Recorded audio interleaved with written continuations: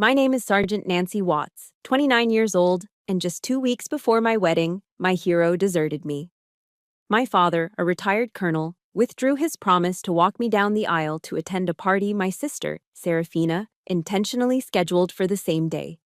But what they didn't expect was the soldier who bravely stepped up to take his place, and the look on my father's face when he was confronted with that reality is a moment that will be seared into my memory forever.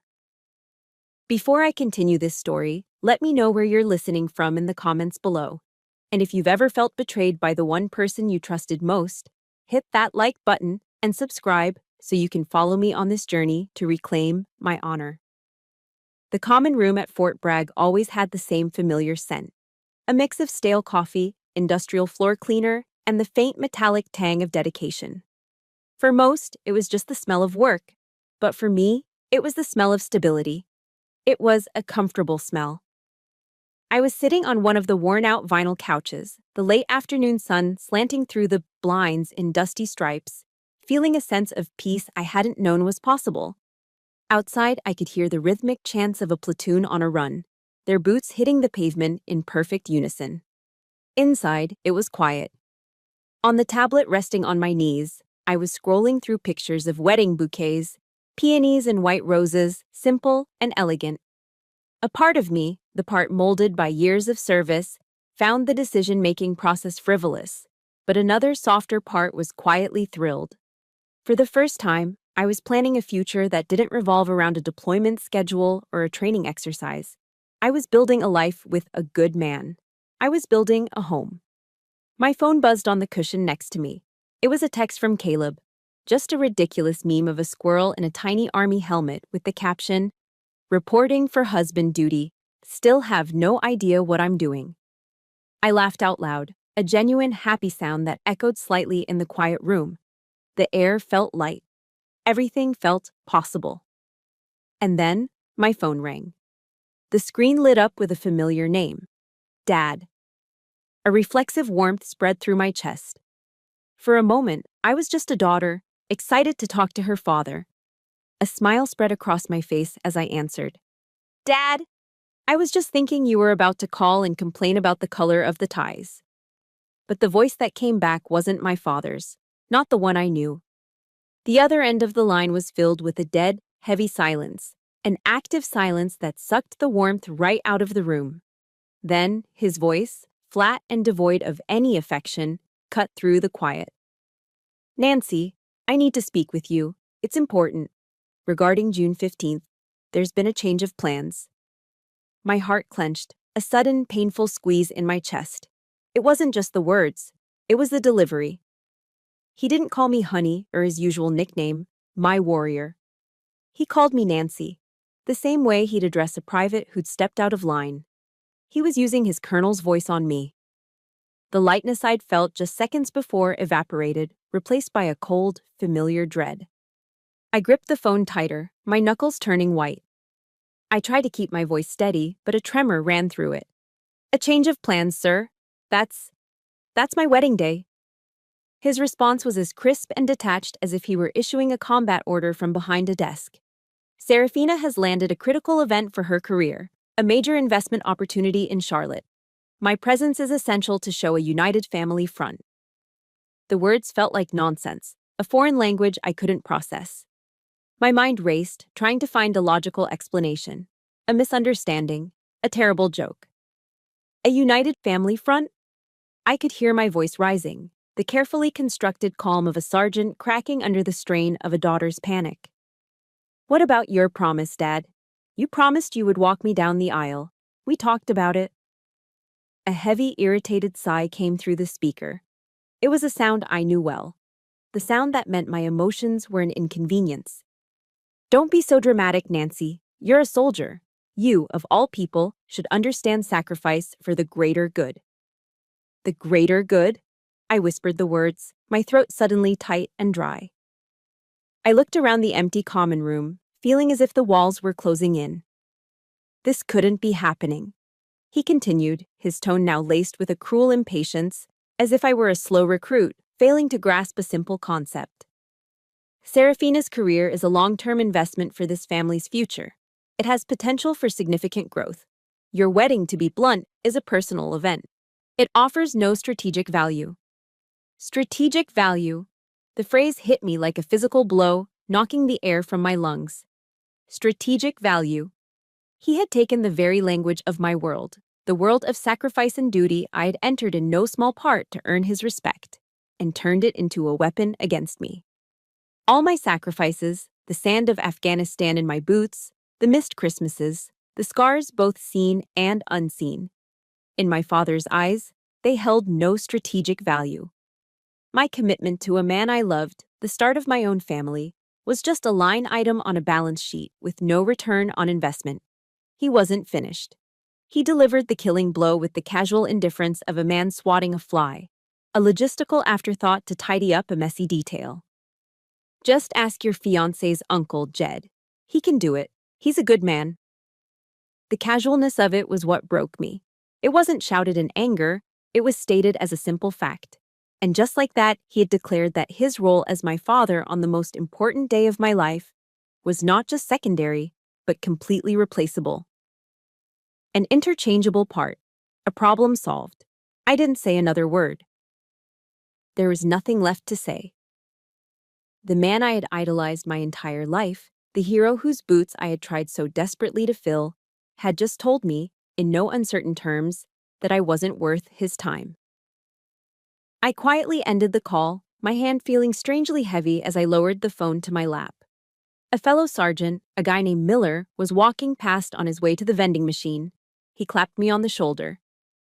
"Hey, Sarge, you seeing ghosts or something? You're a million miles away." Yes, I thought.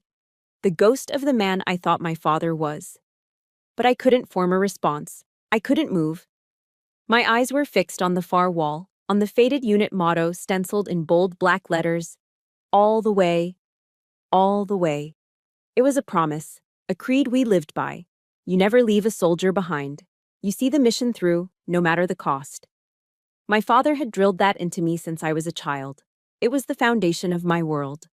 But today, my hero, my first commanding officer, had deserted me in the middle of the field. I didn't cry. The pain was too sharp, too profound for tears. It was a clean wound, cauterized by shock. Instead, it settled deep inside my chest, crystallizing into a solid, cold block of ice, heavy and sharp-edged. It pressed against my lungs, making it hard to breathe, freezing everything it touched. The silence that followed that phone call was deafening. I didn't move from the couch for what felt like an hour, just staring at the unit motto on the wall. All the way. The words mocked me. In that crushing quiet, my mind did what it always does when I'm hurt. It rewound the tape, searching for a reason, for a pattern. Because this wasn't an isolated incident. This wasn't a sudden betrayal. It was the culmination of a long, quiet campaign. This was just the day the war broke out into the open. My mind drifted back 13 years, to the summer I turned 16. My sweet 16. I'd just gotten back from a junior military leadership camp in the Blue Ridge Mountains. I was tan, covered in mosquito bites, and bursting with pride. I had earned the top cadet award. I stepped off the Greyhound bus in Fayetteville feeling 10 feet tall, clutching the small plaque in my duffel bag, rehearsing how I'd present it to my dad. I had imagined a small celebration, maybe a cake, a few balloons, something to mark the day. But when I walked through the front door, my home was quiet. No balloons, no cake. I found my father and Serafina in the dining room, halfway through a dinner of takeout pizza. They looked up, surprised to see me. Serafina, already perfecting her art of casual cruelty, put a hand to her mouth in mock surprise. "Oh, Nancy, I totally forgot. We thought you were still at camp." She didn't look sorry. She looked amused. My dad, ever the peacekeeper, just offered a weak smile. "It's all right. We'll celebrate tomorrow. We'll make up for it." But tomorrow never came. The next day, Serafina had a crisis with a friend, and my dad had to drive her to Charlotte. The day after that, it was something else. My 16th birthday vanished, erased from the family calendar. That night, I sat alone in my bedroom and cried silently into my pillow. My birthday dinner was a Hershey bar I'd bought at the bus station. As I ate the waxy chocolate in the dark, I wished myself a happy birthday. That was my first real lesson. My presents, my milestones, they were optional. They could be easily forgotten. The lessons kept coming. A few years later, I received my first re-enlistment bonus. It wasn't a fortune, but to a young specialist, it felt like one. I had it all planned out.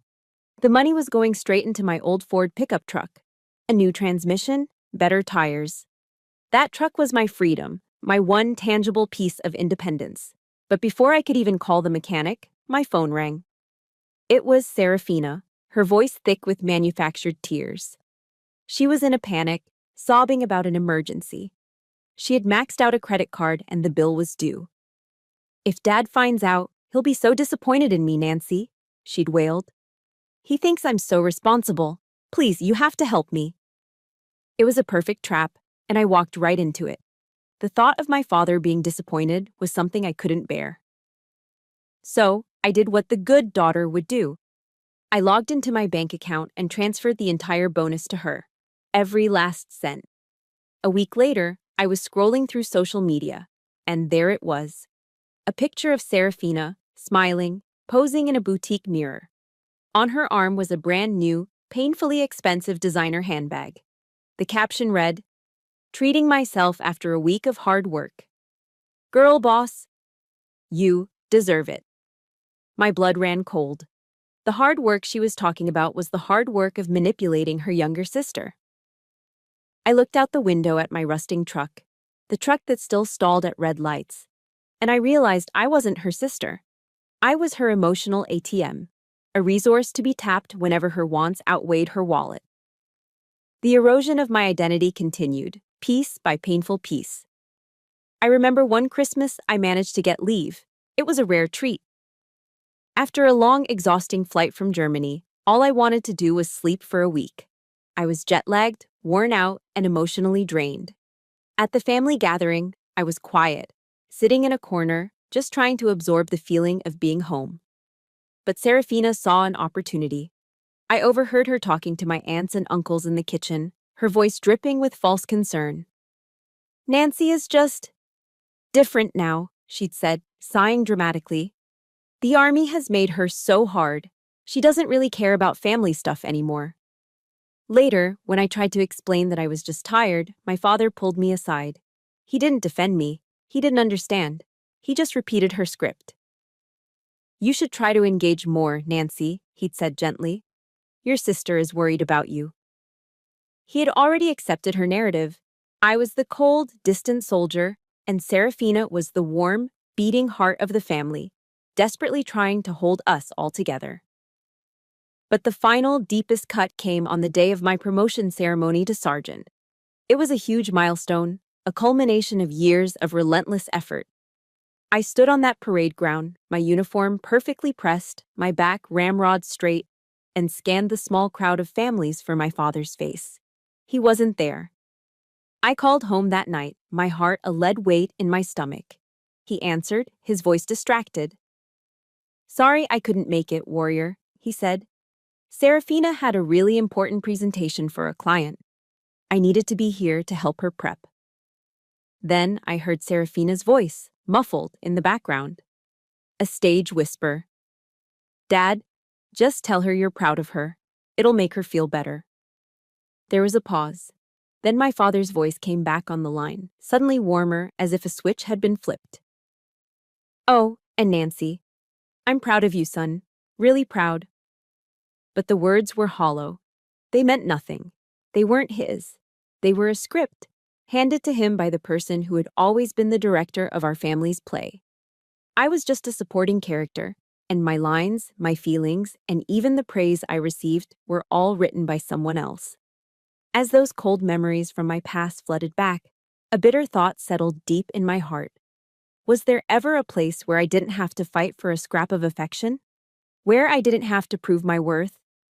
And then, like a flicker of light in the darkness, my mind drifted away from the cold silence of Fort Bragg, away from my childhood home, to a warm, noisy backyard in Apex, North Carolina. to the first time Caleb took me home. I remember that day vividly. I was a nervous wreck. Meeting the parents was always a high-stakes mission. I'd spent an hour getting ready, choosing a crisp button-down shirt that I hoped struck the right balance between civilian appropriate and sergeant respectable. In the car on the way there, I mentally rehearsed my answers to the inevitable questions about my career, my deployments, my future ambitions. I was preparing for an inspection. I was preparing for judgment. But the moment Caleb's truck pulled into the driveway of their simple ranch-style house, I knew my preparations were for the wrong battle entirely. I stepped out of the truck and was hit by a wave of sensory information that instantly disarmed me. The air was thick with the rich, smoky smell of barbecue ribs. The unmistakable sound of Johnny Cash singing about a ring of fire drifted from a small Bluetooth speaker on the porch. And Caleb's dad, Marcus, a cheerful man with a kind face, was leaning over the back fence, laughing loudly with his neighbor about a lawnmower. Before I could even process it all, the screen door swung open and a woman bustled out, wiping her hands on her apron. This was Elara, Caleb's mom. Her hands were still dusted with flour from the cornbread she was making. She took one look at me, broke into a huge grin, and before I could even extend a hand for a formal shake, she pulled me into a warm, enveloping hug. "Oh my lord, she's gorgeous!" Elara exclaimed, squeezing me tight. She held me at arm's length, beaming. "Caleb, why have you been hiding her from us? Get in here, honey, before the mosquitoes carry you away." I was speechless. There was no inspection, no cautious sizing up, just acceptance. Instant, unconditional acceptance. I followed her into the house, feeling like a soldier who had stumbled out of a war zone and into a peaceful village. Later, I was sitting on the wooden porch swing in the backyard, a tall glass of condensation-beaded sweet tea in my hand. The sweet, syrupy liquid was a taste of the South I'd almost forgotten. The gentle creak of the swing was the only sound for a moment, a peaceful rhythm in the humid evening air. Elara came and sat down beside me. I braced myself for the interrogation. Now it would come. The questions about my rank, my service record, my combat experience. But she didn't ask about any of that. She just looked at me with genuine motherly concern in her eyes and asked the simplest question in the world. "Honey," she said softly, "do you get to eat good food in there?" It was such a simple, basic question, a question about my comfort, my well-being. And it completely shattered my defenses. A lump formed in my throat, hot and tight. I had to blink back tears. For my entire life, my own father had only ever asked about my performance, my PT scores, my marksmanship qualifications, my promotion potential. He assessed me. No one in my family had ever, not once, asked me if I was eating well, if I was okay. In that moment, sitting on that porch swing, I finally understood the fundamental difference between being seen as an asset and being seen as a daughter. The evening continued to unfold with these small, quiet revelations. A man emerged from the side of the house, moving with a silent efficiency that I recognized instantly. He was tall and broad-shouldered, with the rough, calloused hands of a man who worked with wood. Caleb put his arm around me. "Nancy, this is my uncle, Jed. He's a former Marine." Jed just gave me a short, single nod. But his eyes held a deep, quiet understanding. He looked me over, not to judge my appearance or my posture, but to recognize me. It was the look one service member gives another, a look of shared experience, of unspoken respect. He held out his hand, and I shook it. His grip was firm, solid, like the oak he probably worked with.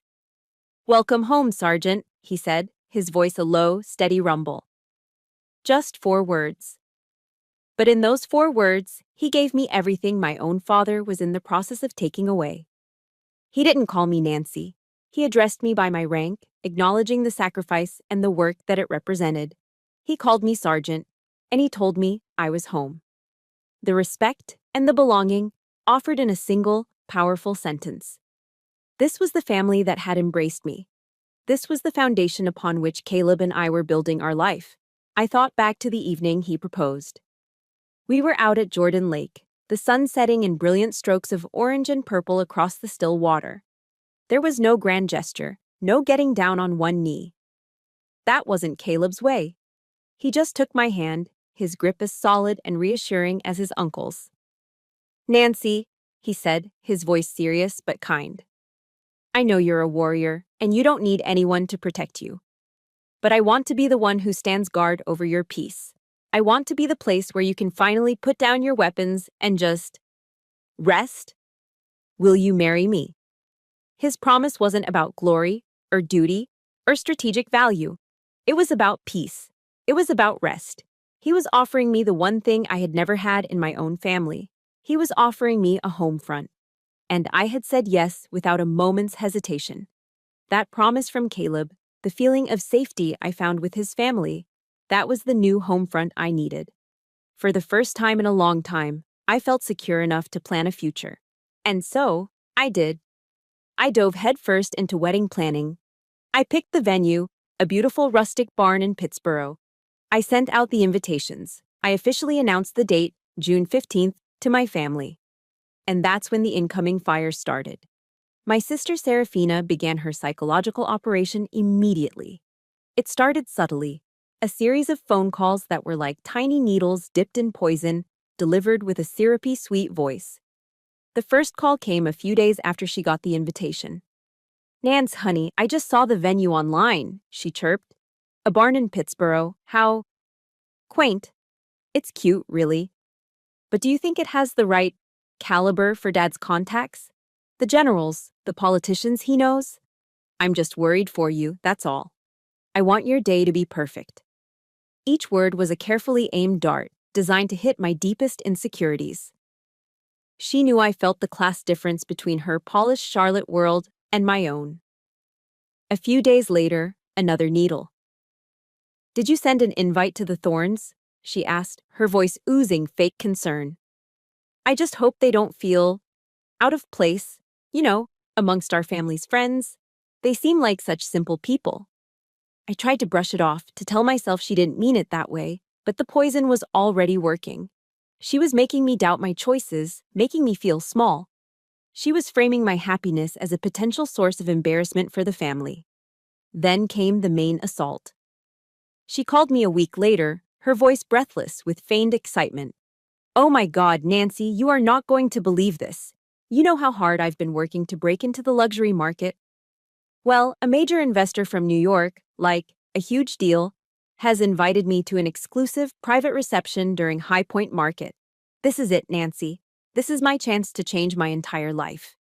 She was a brilliant liar. High Point Market is the largest home furnishings trade show in the world, a massive, prestigious event in North Carolina. By tying her fictional party to a real, high-status event, she gave her lie an instant cloak of credibility. She had built the perfect trap. That's great, Sarah," I said, a knot of suspicion tightening in my stomach. I was waiting for the other shoe to drop, and it did. "There's just one tiny problem," she said, her voice dropping into a conspiratorial whisper. "It's on June 15th. I am so devastated I cried all morning, but this is the kind of opportunity that only comes once. I knew you would understand. For the family." There it was, that magic phrase. For the family. She had masterfully twisted her selfish ambition into a noble sacrifice, and in doing so, she was painting me into a corner. If I objected, I was the selfish one. I was the one not thinking of the family. I tried to push back, my voice shaking with a fury I could barely contain. "Serafina, you can't be serious. You can't ask me to be okay with this." And that's when the mask of the supportive sister fell away. Her voice turned cold, sharp, and utterly dismissive. It was her true voice. "Listen to me, little sister," she said, the words like shards of ice. "Your wedding is a party. It lasts for a few hours. My career is a lifetime. You're marrying a contractor, who's a very nice guy, I'm sure, but let's be realistic. This family needs someone who produces financial results, not someone who just parades around in a uniform." The insult was twofold and devastatingly effective. She hadn't just belittled Caleb and his profession, the profession of the man who built things with his own two hands. She had reduced my years of service, my sacrifices, my entire identity, to a meaningless parade, a cheap spectacle. I hung up, my hand trembling. I felt cornered, outmaneuvered. There was only one person left who could see through this, who could stop it. My father. I called him immediately, my heart pounding with a desperate, fading hope. I explained everything, the timing, the manipulation, the cruel words she'd said. I laid out the facts, hoping the logical mind of the colonel would see the clear tactical deception. But Alistair Watts was no longer a colonel. He was a captive. Seraphina's prisoner. "Seraphina is fighting in a tough world, Nancy," he said, his voice dripping with a paternal pride that was never, ever directed at me. "The business world. It doesn't have the pension and the government security that you have. She's out there on her own." "Dad, I'm on my own too," I pleaded, my voice cracking. "I need you. You promised me." His next words were the ones that finally broke me. He used my own strength as a weapon against me, turning my independence into a justification for his abandonment. "You're strong, Nancy. You can handle this. You've always been able to take care of yourself. Your sister. She needs me right now." And I finally understood my place in his world. In his eyes, I was a fortress, self-sufficient and battle-hardened, requiring no support. Seraphina was a vulnerable outpost, a forward operating base that needed constant reinforcement. He was deploying all his resources to protect her while leaving his other command to fend for itself. Because in his mind, the strong don't need a father. They only need to be strong for everyone else. Hanging up the phone with my father, I felt a familiar coldness seep back into my bones, the icy residue of defeat. But this time, it was different. It wasn't just sadness. It was the sharp, clean burn of anger. A cold, hard anger that clarified everything. And then, as if on cue, my phone buzzed. It was an email. The sender was Seraphina. The subject line read, "Important Family Update." She had CC'd the entire Watts clan. Every aunt, uncle, and distant cousin was on the list. My heart hammered against my ribs as I opened it. The text was written in her signature bubbly, sickeningly sweet style. "Dearest family," it began. "I am just over the moon to share some amazing news about a career opportunity that has come my way on June 15th. Unfortunately, as fate would have it, this incredible event conflicts with Nancy's wedding. I am heartbroken to miss my little sister's big day, but as you all know, sometimes we have to make difficult choices for the future of the family. Sending all my love." It wasn't an announcement, it was a victory lap, a calculated act of public humiliation. With a single email, she had painted herself as the martyr, the one making a noble sacrifice, while simultaneously branding me as the selfish child whose minor personal event stood in the way of the family's prosperity. She had seized control of the narrative, and in her story, I was the villain. That was it, the final straw, the point of no return. I didn't scream, I didn't throw my phone. I simply stood up, my movements stiff and robotic, and walked out of the common room. The air outside was thick and heavy with the promise of a summer storm, but I felt like I was the one about to break. I practically ran to my truck in the parking lot, fumbling with the keys, my hands shaking. I threw myself into the driver's seat and slammed the door, the sound echoing in the sudden, confining silence. I couldn't breathe. My chest felt tight, constricted, as if a physical weight was pressing down on me. I needed a distraction, something, anything, to stop my mind from spinning out of control. My hands moved on their own, grabbing my phone, my thumb jabbing at the YouTube app. The algorithm, in its infinite and strange wisdom, offered up a video at the top of my feed. The thumbnail was a man in a decorated military uniform. The title read, "University of Texas at Austin 2014 Commencement Address, Admiral William H. McRaven." On instinct, I pressed play.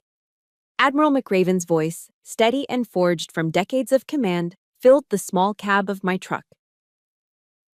"It is the great equalizer," he was saying. "If you want to change the world, don't be afraid of the circuses." I listened, half distracted, until one phrase cut through the noise in my head. "You cannot paddle the boat alone," he said, his voice ringing with authority. "Find someone to help you paddle." My eyes snapped into focus. I stared unseeing through the windshield at the endless rows of military vehicles. Find someone to help you paddle. All my life, Serafina's greatest weapon had been her ability to isolate me, to make me feel like I was rowing against the current completely on my own. The Admiral wasn't finished.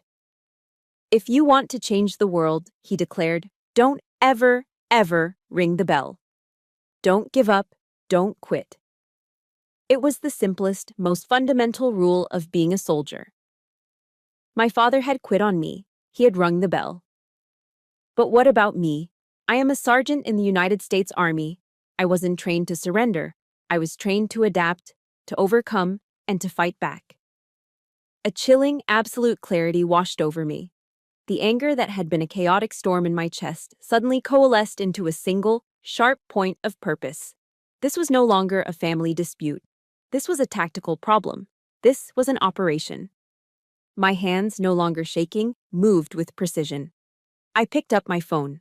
I didn't call my father. I didn't call Serafina. I called Caleb. He answered on the first ring. Hey, you, he said, his voice warm and steady. My love, I replied, and my own voice was so calm it scared me. I need you to assemble the unit, tonight, at your parents' house. We're having a strategy meeting. There was no hesitation on his end, just a simple, I'm on it. See you soon. I was no longer a heartbroken bride. I was a commander, planning a counteroffensive. I had found my people, the ones who would help me paddle. But before I drove to the Thorn house, there was one last thing I had to do. One final communication to the previous chain of command. I took a deep breath, found my father's number, and pressed call. This time, there was no pleading in my voice, no hurt. There was only steel. Dad, I said when he answered, my tone formal and precise. I'm calling to inform you, not to ask for permission. My wedding will proceed as planned on June 15th at 1400 hours at the barn at Valhalla. I would be honored to have you there in your capacity as the father of the bride. I paused, letting the words hang in the air.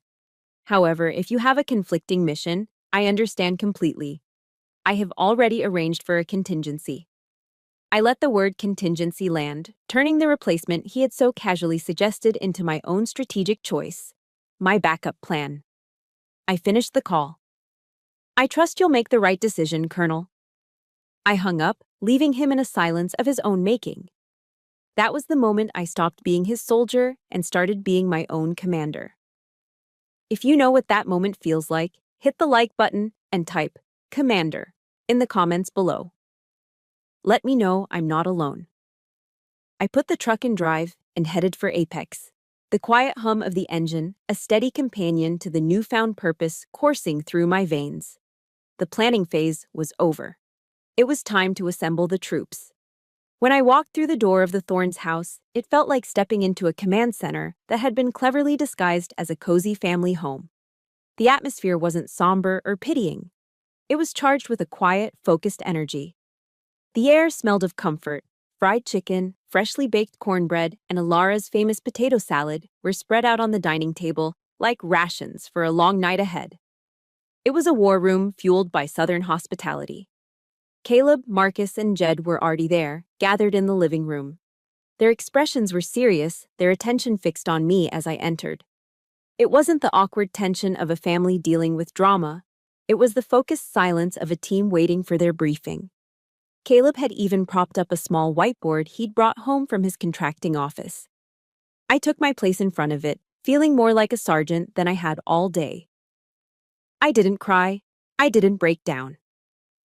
I delivered the report with the same clarity and precision I would use in a mission briefing. I laid out the sequence of events, the psychological tactics employed by the opposing force, my sister, and the complicity of my father. I pulled up Serafina's email on my phone and passed it around. I reported my father's words, his justification, his final dismissal of my worth. I presented the facts, unclouded by emotion. When I finished, a heavy silence settled over the room. It wasn't an awkward silence, it was a thoughtful one. Then Alara, who had been listening with a thunderous expression on her face, spoke first. Her usually gentle voice was hard as flint. That girl, she said, shaking her head slowly, her eyes flashing with a protective fire I'd never seen before. She's not just selfish, Marcus. She's cruel. Marcus, a practical man who built houses for a living and had no time for nonsense, simply nodded. He looked directly at me, his gaze steady and reassuring. He didn't ask me how I felt. He didn't offer empty platitudes. He asked the most powerful question I had ever heard. "All right," he said, his voice calm and decisive. "So what's the plan? What do you need us to do, Nancy?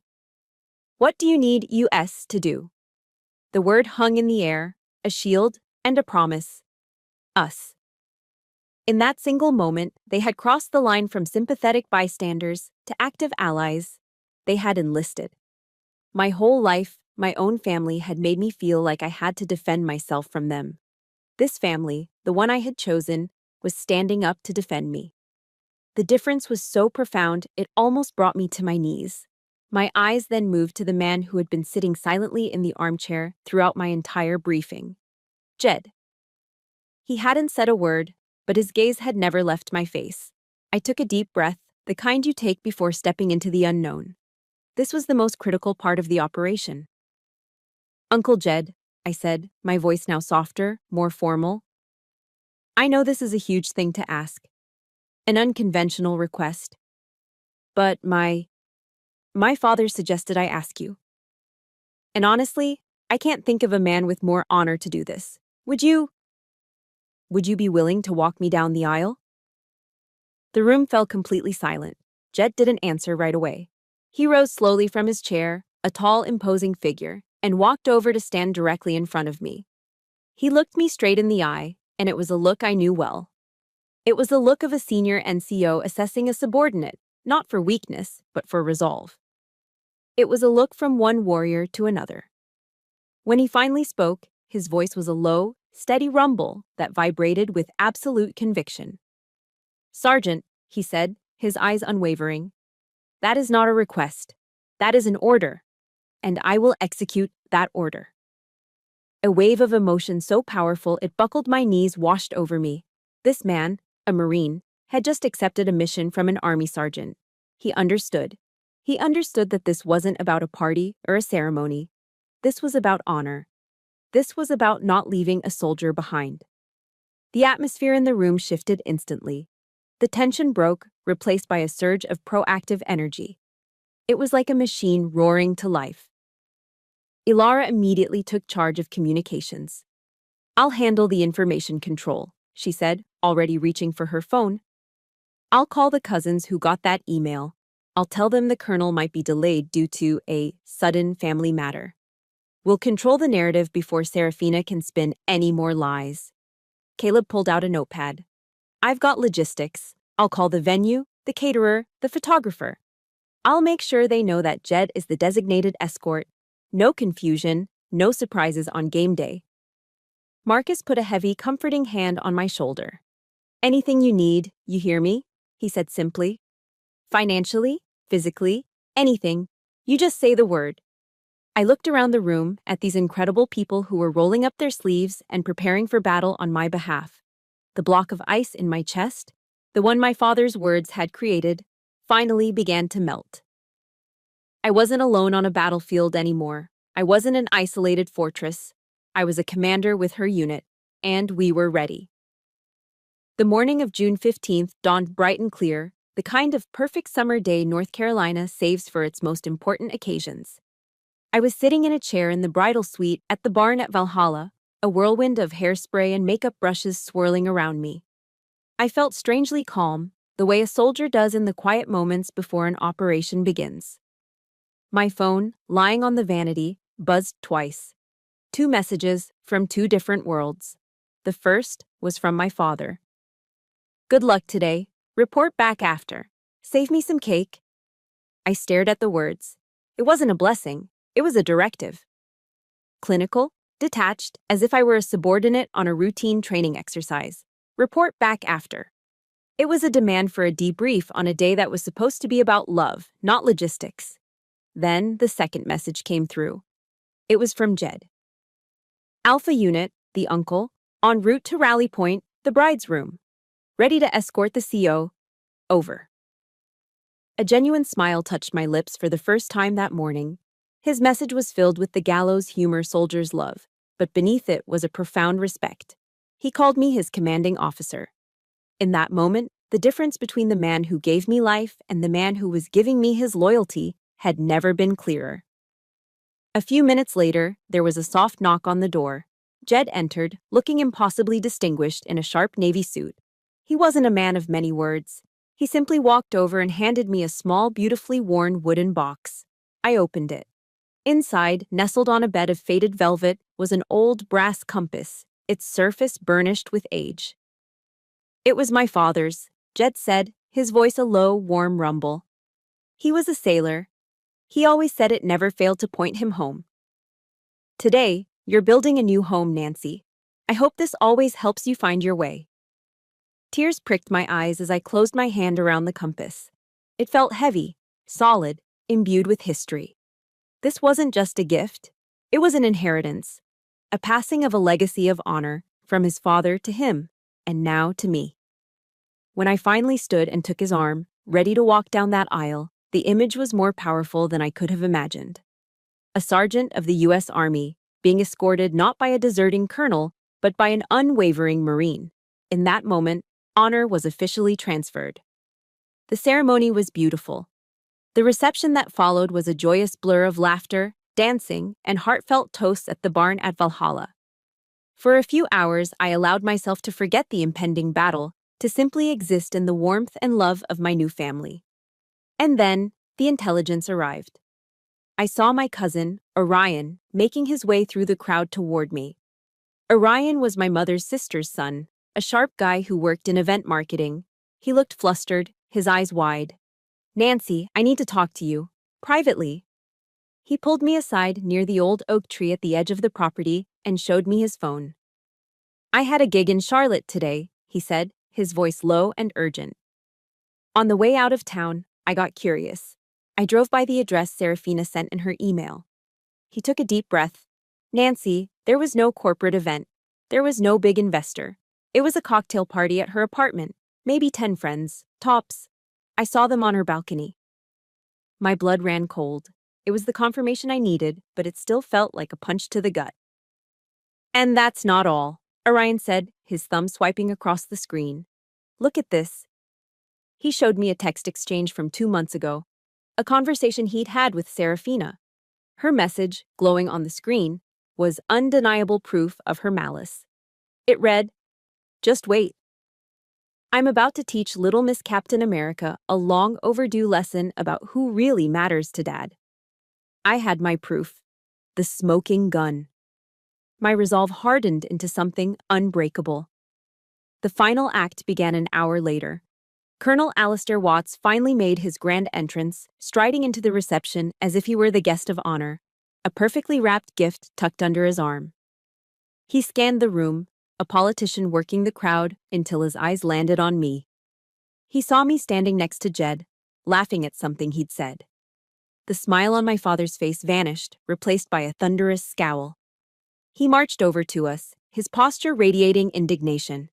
He ignored me completely and aimed his fury directly at Jed. "Who gave you the authority to do this?" he hissed, his voice low and menacing. This was the moment. I stepped forward, positioning myself between them. "I did," I said, my voice as cold and clear as ice. Armed with Orion's intelligence, I didn't yell. I didn't cry. I simply presented the facts, laying out Serafina's entire pathetic, cruel deception for him to hear. "That's a lie," he sputtered, his face turning a blotchy red. "Serafina wouldn't." He cut himself off, turning his rage back to the easier target. He pointed a trembling finger at Jed. "You had no right. She is my daughter." The music had faded. The crowd had gone quiet. Everyone was watching. Jed stood his ground, his back straight, his gaze locked onto my father's. When he spoke, his voice wasn't loud, but it carried across the silent barn with the authority of a battlefield command. "With all due respect, Colonel," Jed began, his words deliberate and devastating. "Being a father is a lot like being a commanding officer. Your primary duty is to be there for your troops, to have their back, no matter what." He paused, letting the weight of his words sink in. Nancy was your most important soldier today, Colonel. And at the most critical moment of her life, you went AWOL. The words soldier and AWOL struck my father with the force of a physical blow. They were his language, his code, his entire world, now turned against him. The anger drained from his face, replaced by a wave of raw, naked shame. The legend of the 82nd Airborne had just been publicly and dishonorably discharged from his duty as a father, and there was nothing left for him to do but retreat. After Jed's words fell like a judgment in the sudden silence of the barn, my father, Colonel Alistair Watts, simply froze. For a few long, agonizing seconds, he stood there, a statue of crumbling pride. His eyes darted around the room, not looking at anyone, least of all me. He looked like a man searching for an escape route from a battlefield he had just lost decisively. I have to go, he mumbled to no one in particular. Then he turned and walked, fled from the reception. He didn't say goodbye. He didn't make an excuse. He just left, a swift, graceless retreat. The beautifully wrapped gift he had brought sat abandoned on a table near the door, a monument to his failed mission. His exit wasn't the dignified departure of a colonel. It was the shameful flight of a caught deserter. A collective breath was released in the room. The silence was broken by the gentle scrape of a chair. It was Alara. She walked over to me, her face a mixture of fierce pride and deep compassion, and wrapped her arms around me in a tight hug. "You did the right thing, honey," she whispered into my hair. "You did the right thing."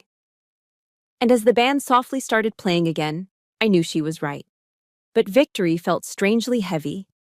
Caleb and I spent our honeymoon in a small secluded cabin nestled deep in the Blue Ridge Mountains, just outside of Asheville. The world there was quiet, painted in 1,000 shades of green. We spent our days hiking along winding trails, the air crisp and clean in our lungs, the only sounds the rustle of leaves and the distant call of a hawk. For the first time in months, the permanent tension in my shoulders began to ease. I had turned my phone off the moment we arrived, severing my connection to the old world and its toxic wars. I needed the silence. One evening, we sat before a crackling fire in the stone fireplace, the warmth pushing back the cool mountain night.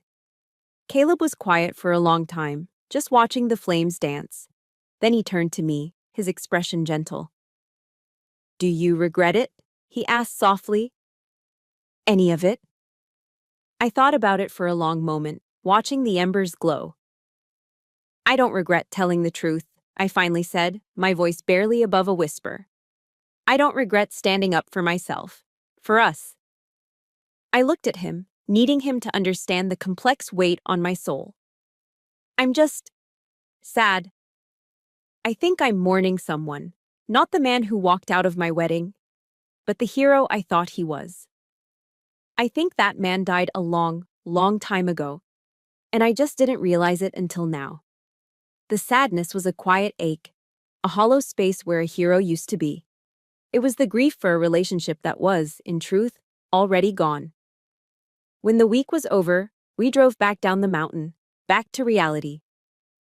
As we pulled into our driveway, I finally turned my phone back on. It immediately lit up, buzzing and vibrating in my hand like an angry hornet. A long list of notifications scrolled across the screen. Dozens of missed calls. And a staggering number of new voicemails. All from my father. Later that night, after we had unpacked, I sat on our bed and, with Caleb sitting quietly beside me, I began to listen. It was like listening to the complete psychological breakdown of a man, recorded in 1-minute increments. The first voicemail was pure rage. "How dare you?" his voice boomed, the colonel in full fury. "How dare you humiliate me in public like that, Nancy, after everything I've done for you?" The second was laced with confusion and denial. "I spoke with Serafina," he said, his voice less certain. "She told me you and that cousin of yours concocted this whole story to hurt her. I knew it. I knew you were being dramatic." Then came the first crack in the armor. A later message, his voice strained. "She's not answering my calls now." Why would she do that if she's telling the truth? Orion isn't a liar. And then, the final message. Recorded late at night, his voice was barely a rasp, broken by a choked sob. I got her to talk, he whispered, and the sound was utterly defeated. She didn't deny it, Nancy. She laughed. She said you had it coming. He paused and I could hear him take a ragged breath. My God, what have I done? I took an oath, to my country, to my men. I never left anyone behind. But I left you. His voice cracked completely. I am so sorry, Nancy. I failed. As a colonel, and as your father, I failed. I listened to every single message, my face a blank mask. The validation I had craved for years was finally here, in these pathetic, broken recordings. But it brought no joy. Only a profound, weary sadness. I didn't reply that night. The next morning, Caleb and I talked it through. We talked about forgiveness and trust, and what a real relationship would have to look like going forward. He didn't tell me what to do, he just listened. Finally, I picked up my phone. I didn't call. I opened my messaging app and composed a single, clear, and final text. There were no comforting words. There was no easy forgiveness. There was only the hard truth. I have received your messages, I wrote. I'm going to need time. A lot of time. From now on, any relationship we have will be built on honesty. That means Serafina is no longer a part of my life. Period. And you will have to earn my trust back. One small piece at a time. Do not call me again. I will contact you. I hit send. The line had been drawn. Not in sand, but in solid steel. My final text message to my father was a line drawn in steel, a clear and unambiguous order. And for the first time in his life, Colonel Alistair Watts followed an order from me. The silence that followed was absolute. No calls, no texts begging for forgiveness, no attempts to breach the boundary I had set. He respected the terms of engagement. 2 weeks went by. I had started to believe that this silence was his final answer, a quiet withdrawal. Then an email appeared in my inbox. My heart skipped a beat when I saw his name. I braced myself for another round of excuses or pleas, but it was neither. The subject line was simple, professional. Situation report. Inside there was no long, emotional paragraph. Just a single link to a news article from the Fayetteville Observer detailing a recent successful community project led by my old unit at Bragg. Below the link was a single sentence. Read this and thought of you, proud of you. That was it. It wasn't an apology. It wasn't a request. It was just a report. A small, quiet act of acknowledgement sent from a distance, demanding nothing in return. I didn't reply, but I didn't delete the email either. I moved it to a new folder I created, a folder I simply named Dad. Months passed. The silence resumed, broken only by a handful of similar emails. A link to an article about new military technology. A short note about a veterans parade. Small, respectful dispatches from across the border I had drawn. Then, one afternoon, I got a text from Miller, one of the guys from my unit. He had been flying out of Charlotte Douglas International Airport on his way home for leave. The text contained a single, slightly blurry photo and a short message. Sarge, you are not gonna believe who's serving coffee here. I zoomed in on the picture, and there he was, my father. Not in a crisp suit or a decorated uniform, but in the simple blue polo shirt of a USO volunteer. He was standing behind a counter, pouring a cup of coffee for a young soldier who couldn't have been more than 19. He looked older, the lines on his face deeper. But there was a quietness in his expression, a lack of the familiar authoritative tension. He wasn't commanding. He was serving. I stared at that photo for a long, long time. This wasn't for show. There were no cameras there, besides the random cell phone of one of my soldiers. He wasn't doing this to impress me. He was doing it to understand me. He was quietly, humbly, trying to learn the language of my world from the ground up. It was I who broke the silence. A few weeks later, I sent him a text. I'll be in Fayetteville this weekend. Meet me at the Waffle House on Bragg Boulevard. Saturday, 0700. The choice of location was deliberate. A Waffle House is neutral territory. It's not my world, and it's certainly not his. It's just a place where people from all walks of life come to eat. No pretense, no ceremony. He was there 15 minutes early, sitting in a booth by the window, a cup of coffee already in his hands. Our breakfast was awkward. The air was thick with unspoken words. But for the first time in my life, he didn't fill the silence with stories about himself or Serafina. He asked about Caleb. He asked about my work. He even asked about the young soldier in the photo Miller had sent me, and he listened, truly listened, to my answer. He didn't offer advice. He didn't judge. He just absorbed what I was saying. When the check came, he paid. As I stood up to leave, all he said was, "Thank you for this, Nancy. Thank you for the opportunity." The real turning point, the moment the ground truly shifted beneath our feet, came on Thanksgiving. He had tentatively invited Caleb and me to his house, an invitation I politely declined. The memory of that home was still too sharp. Instead, I extended a counteroffer. I invited him to have Thanksgiving dinner with the Thorns. It was a test. I was bringing him into my new territory, my new family. He accepted. He showed up on time, with a pumpkin pie from a local bakery in hand, looking like a soldier on his first day in a new unit. He was quiet, respectful, and observant. He watched the easy way Marcus and Jed moved around the kitchen, the way Alara hugged everyone who walked through the door. After dinner, as we all sat in the living room, full and content, he did something I never would have predicted. He stood up holding his half-empty glass of sweet tea. The room fell quiet. "I'd just like to say something," he began, his voice thick with an emotion I couldn't identify. He didn't look at me, he looked directly at Jed. "I want to thank Jed," he said, his voice trembling slightly, "for doing what a Marine always does, for completing the mission." He finally turned his gaze to me, his eyes shining with unshed tears. He completed the mission I abandoned. He was a better father to my daughter on her wedding day than I was. He raised his glass. To Jed. The admission, made publicly, in front of the family who had taken me in, was the greatest act of surrender I had ever witnessed.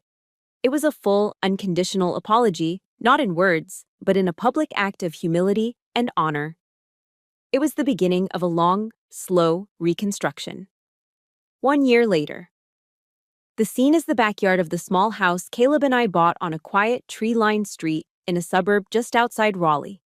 The air is warm, thick with the scent of freshly cut grass and sizzling hamburgers on the grill. The sound of laughter mixes with the classic rock playing softly from a portable speaker. We're hosting a barbecue for our first wedding anniversary. It's a perfect day. The Thorne family is here in full force. Jed is showing my cousin Orion a tricky woodworking joint on the new deck Caleb just finished. Alara is deep in conversation with one of our neighbors, and over by the grill, a sight I never would have thought possible a year ago. My father, Alistair Watts, stands shoulder to shoulder with Marcus Thorne. They're wearing matching ridiculous aprons that say Grill Sergeant and are locked in a spirited but friendly debate about whether the Carolina Panthers have any real shot at the Super Bowl this year. My father looks relaxed. The stiff, authoritative bearing of the colonel has been replaced by the easy posture of a grandfather-in-waiting. He's laughing, actually laughing, a real laugh that reaches his eyes. He's no longer an invading force, he's simply part of the landscape. In a quiet moment, as I refill a pitcher of lemonade in the kitchen, Alara comes up beside me. She places a gentle hand on my arm. "It's a beautiful party, honey," she says softly. Then her voice drops a little. "I haven't heard you mention your sister. Is she doing okay?" I take a deep breath and pour the lemonade, the ice cubes clinking against the glass. "She moved to Florida," I say, my voice even. After Dad finally cut off her financial support, she called me. One last time, screamed at me for a solid 10 minutes, told me I had ruined the family. I look out the window at the happy scene in my backyard, at this beautiful, chaotic, loving group of people. I shrug, a small, simple movement of acceptance. You know, I say, turning back to Alara, maybe she was right. I did ruin that family. The old, toxic, broken one. A small smile touches my lips, so that a new one, a healthier one, could be built in its place. There's no anger in my voice anymore, no bitterness, just a quiet acknowledgement of the truth. Some wounds don't fully heal, they just become scars you learn to live with. And some relationships are better left in the past, like scorched earth you choose not to rebuild on. Later, I walk back inside to grab a bottle of ketchup and find my father standing alone in our living room. He's looking at the gallery wall where we've hung our wedding photos. His eyes are fixed on one picture in particular, the exact moment Jed placed my hand in Caleb's at the altar. He doesn't say anything, but I can see a profound and complicated sadness in his gaze, a grief for a moment he had forfeited, a moment he could never get back. I walk up quietly and place a hand on his shoulder. He flinches slightly, then relaxes into the touch. "It's okay, Dad," I say softly. "Everyone was exactly where they were supposed to be that day." He just nods, unable to speak. I reach into the pocket of my jeans and pull out the small, heavy brass compass Jed gave me.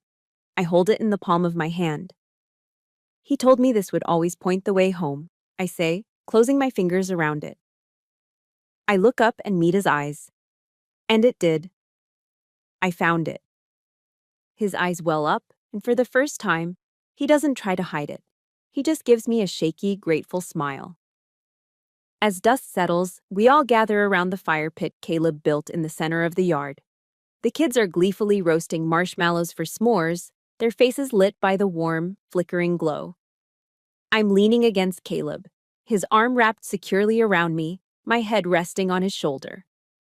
It is a moment of perfect peace. My father clears his throat, and all eyes turn to him. He's looking around the circle, from me, to Caleb, to the Thorns, to Jed, to this new blended family gathered around the fire. When I was in the service, he says, his voice low and thoughtful, we had a creed, a soldier's creed. Part of it was a promise. I will never leave a fallen comrade.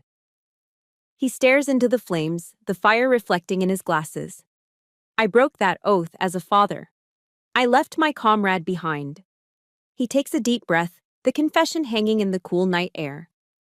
But I'm learning to live by a new oath now, he says, finally looking up at me, his gaze steady and clear. An oath to just be present, to show up. I look at him, this man who is no longer my hero, but something more real, more fragile, and perhaps more valuable. A father who is trying. I look at Caleb, my rock and my home front. I look at Jed, the quiet embodiment of honor. At the Thorns, who taught me the meaning of unconditional love. I, Sergeant Nancy Watts of the United States Army, had finally found my unit. And this unit, would never be broken. Thank you for following my journey to this new home front. It took a long time, but I learned that family isn't just about blood. It's about the people who show up and choose to fight alongside you. It's the unit you build yourself. I'd be honored to hear who is in your unit. In the comments, tell me about one person who has been your rock, your chosen family. If this story of rebuilding honor resonated with you, please like this video and subscribe. We have many more journeys like this to share. Until next time, take care of your unit.